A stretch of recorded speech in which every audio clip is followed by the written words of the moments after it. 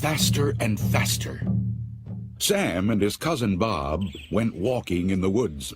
The only sounds were leaves rustling and now and again a bird chirping. "It's so quiet here," Bob whispered. But that soon changed. After a few minutes, the two boys started whooping and hollering and chasing one another around. Sam ducked behind a tree. When Bob came by, Sam jumped out at him. Then Bob raced ahead and hid behind a bush. When he looked down, there at his feet was an old drum. "Sam, see what I found," he called. "It looks like a tom-tom. I bet it's 100 years old." "Look at the red stains on it," said Sam. "I bet it's somebody's blood. Let's get out of here." But Bob could not resist trying the drum. He sat on the ground and held it between his legs.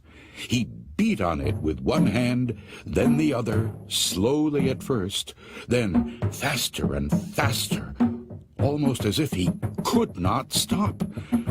Suddenly there were shouts in the woods and the sound of hoofbeats. A cloud of dust rose from behind a line of trees. Then men on horseback galloped toward them. "Bob, let's go," Sam shouted. He began to run. "Hurry!" Bob dropped the drum and ran after him. Sam heard the twang of a bow firing an arrow. Then he heard Bob scream. When Sam turned, he saw Bob pitch forward, dead. But there was no arrow in his body, and there was no wound.